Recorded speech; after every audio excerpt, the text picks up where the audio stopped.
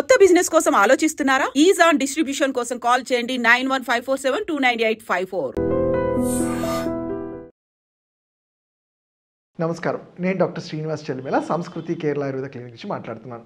ఈరోజు మనం చేసే టాపిక్ వచ్చేసి సెక్షువల్ డిస్ఫంక్షన్. అంటే సెక్షువల్గా సంతృప్తి కలగకపోవటానికి వచ్చే ఇబ్బందులు, వాటి నుంచి ఎలా మనం బయటపడగలగము, వాటి గురించి తెలుసుకుందాము. ఎందుకు ఈ సెక్షువల్ డిస్ఫంక్షన్ అనేది చూస్తే, అంటే ఇది చెప్పుకోవడానికో లేకపోతే వినడానికో చాలా సిగ్గుపడుతుంటారు. కాకపోతే ఇది చాలా మానసికంగా, మనిషిని శారీరకంగా చాలా ఇబ్బంది పెడుతుంది. కాబట్టి ఈ సెక్షువల్ డిస్ఫంక్షన్ గురించి తెలుసుకుందాం. ఫస్ట్ థింగ్, మేల్స్లో చూస్తే ఈ సెక్షువల్ డిస్ఫంక్షన్ అంటే ఏంటి? మగవాడు ఎప్పుడైతే రెండు విధాలు ఉంటుంది. ఒకటి, తన వైఫ్, తన పార్ట్నరు, తను ఇద్దరూ సంతోషంగా, హ్యాపీగా సెక్షువల్లో ఎంజాయ్ చేయలేకపోవటము. ఇంకోటి, ఈ సెక్షువల్ డిస్ఫంక్షన్ వల్ల ఇన్ఫర్టిలిటీ ప్రాబ్లం, అంటే సంతానోత్పత్తికి ఇబ్బంది కలగటం. ఇవి చూస్తుంటాం.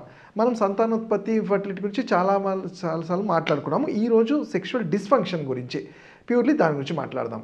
అంటే ఈ సెక్షువల్ డిస్ఫంక్షన్ మగవాళ్ళలో మెయిన్గా వచ్చేది న్యూరోజెనిక్ ఎరెక్టైల్ డిస్ఫంక్షన్ అంటాం. అంటే ఎరెక్టైల్ డిస్ఫంక్షన్ అనేదే మగవాడు ఏదైతే ప్రాపర్ సెక్స్ ఫిజికల్ కాంటాక్ట్కి కావాల్సినంత పెన్నీస్ ఎరెక్షన్ లేకపోవటాన్ని ఎరెక్టైల్ డిస్ఫంక్షన్ అంటాము. అంటే పెనైల్ రీజన్లో ఉండాల్సిన రక్త కణాలు రక్తాన్ని సరిగ్గా సరఫరా చేసుకొని అది ప్రాపర్ పెనెట్రేట్ అవ్వడానికి కాలేకపోవటాన్ని దాన్ని ఎరెక్టైల్ డిస్ఫంక్షన్ అంటాం.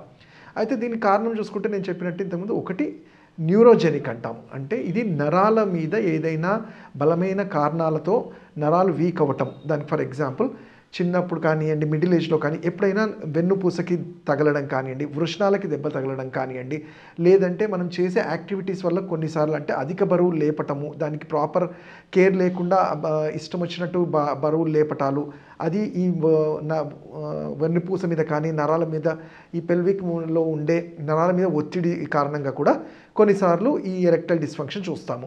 అలానే ఇంకోటి హార్మోనల్ అంటాము. అంటే ప్రాపర్గా మగవాళ్ళలో ఈ టెస్టోస్టిరోన్ ఇలాంటి హార్మోన్స్ సరిగ్గా బాడీలో ప్రొడ్యూస్ అవ్వకపోవటం వల్ల కూడా ఎరెక్టైల్ డిస్ఫంక్షన్ చూస్తాము. అలానే హార్మోనల్లోనే మెటబాలిక్ ప్రాబ్లమ్స్ ఉన్న వాళ్ళు, లైక్ డయాబెటిక్, ఎస్పెషల్లీ చూసేది మెయిన్గా కంప్లైంట్స్ ఒక మ్యారేజ్డ్ మిడిల్ ఏజ్డ్ వాళ్ళలో చూసేది ఏంటంటే ఈ షుగర్ అంటాం. అంటే డయాబెటిక్ ఉన్న వాళ్ళకి more than 3 years 2 years 3 years అయిన తర్వాత న్యూరోపతి డెవలప్ అవుతుంది. అయితే అందరికీ ఇది అవ్వాల్సిన అవసరం లేదు, ఎవరైతే మెయింటైన్ చేస్తారో వాళ్ళకు ఉండదు. బట్ మనం చూస్తుంటాము, ఒక షుగర్ పేషెంట్కి కళ్ళు దెబ్బతిన్నాయంటాము, కిడ్నీస్ ప్రాబ్లం అయ్యాము అంటారు. కానీ చాలామంది చెప్పుకోలేనిది ఏంటంటే ఈ సెక్షువల్ డిస్ఫంక్షన్. ఇది చాలా ఎర్లీగా చూస్తాము. ఎంత సెక్షువల్ డిస్ఫంక్షన్ని ఎర్లీగా గుర్తించి చేయగలిగితే ఇది ఫర్దర్గా ప్రొసీడ్ అవ్వకుండా ఈజీగా ట్రీట్ చేయగలుగుతాం. సో ఈ డయాబెటిక్ వాళ్ళలో ఈ సెక్షువల్ ఎరెక్షన్స్ అనేవి తగ్గిపోతుంటాయి. ఎందుకంటే వాటికి నరాలకు కావాల్సిన పట్టు, రక్త ప్రసరణ సరిగ్గా ఉండక మానసికంగా కూడా, అలానే వాళ్ళు శారీరకంగా కూడా వీక్గా అవ్వటము, వాటన్నిటి కారణం ఉంటుంది.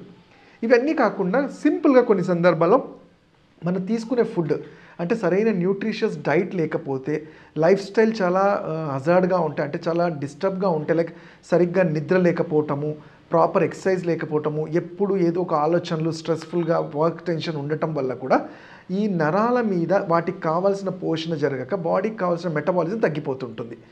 వీటితో పాటు అంటే వీటితో వచ్చే complications, first thing erectile dysfunction. అంటే ఎలా గుర్తిస్తాము అంటే, ఎప్పుడైతే వైఫ్ అండ్ హస్బెండ్ కలవడానికి వెళ్ళినప్పుడు వీళ్ళకి ఎరెక్షన్ అనేది చాలా టైం తీసుకుంటుంది. అంటే పెన్నీస్ రీజన్లో బ్లడ్ పంపింగ్ కావాల్సినంత పంపింగ్ ఉండక చాలా టైం తీసుకుంటుంది.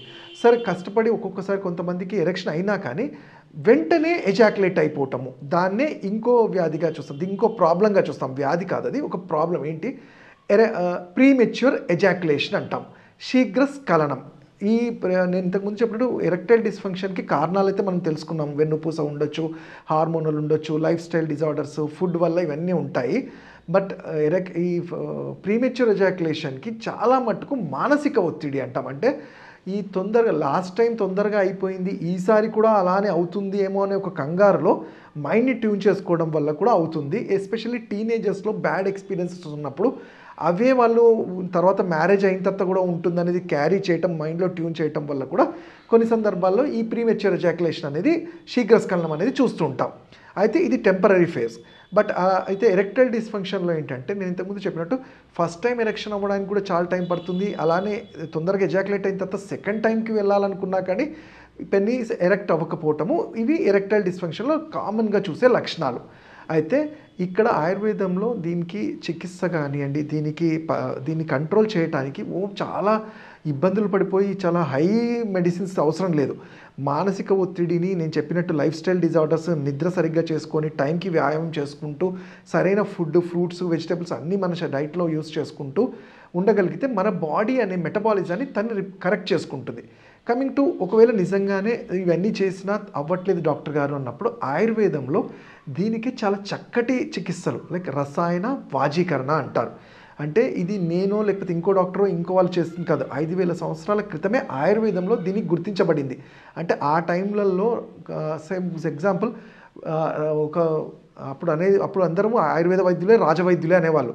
రాజులకు అలాంటి వాళ్ళకు కూడా 60-70 ఇయర్స్ వచ్చినా వాళ్ళు సెక్షువల్గా పటిష్టంగా ఉండాలన్నప్పుడు ఆయుర్వేదం మీదే డిపెండ్ అయ్యేవారు. మరి అప్పుడు వాడిన మందులే ఇప్పుడు కూడా మనకు అవే హెర్బ్స్ని మేము ఉన్న ఎక్స్పీరియన్స్తో కాంబినేషన్స్గా ఇస్తుంటాం. ఆ మాట ఎందుకు చెప్తున్నా అంటే జనరల్గా సెక్షువల్ డిస్ఫంక్షన్ అనగానే మార్కెట్లో దొరికే అశ్వగంధ, శతావరి మనకి దొరికినవి విన్నవి అన్నీ వాడేస్తుంటారు. వాటి వల్ల ఎటువంటి ఉపయోగం ఉండదు. సేమ్ అశ్వగంధ, శతావరి, విదారిగంధ, కపికచు ఇలాంటివి కాంబినేషన్గా ఇంకా చాలా ఉంటాయి. దశమూలం అని కానివ్వండి, చంద్రప్రభ అని కానీ, ఇలాంటి మీ తత్వానికి వాతపైత్య కఫాలు ఎప్పుడైతే మీరు డాక్టర్తో మాట్లాడతారో, ఎప్పుడైతే మీ ప్రాబ్లమ్ని డిస్కస్ చేస్తారో, మీ తత్వాన్ని అర్థం చేసుకొని తగిన మోతాదులో ఏ కాంబినేషన్లో ఎలా ఇవ్వాలి, ఏ టైంలో ఇవ్వాలి, దాని అనుపానం ఏంటనేది మేము సజెస్ట్ చేయగలిగితే కొంచెం ఓపిక్గా వాడుకుంటే ఈ ప్రాబ్లం ఒక 6 monthsలో దానికి మనం ఫుల్ స్టాప్ పెట్టిన వాళ్ళం అవుతాం. అంతేకాని కంగారు పడిపోయి ఏదంటే అది వాడేసి ఇంకా హెల్త్ కాంప్లికేషన్స్ చేసుకోకూడదు.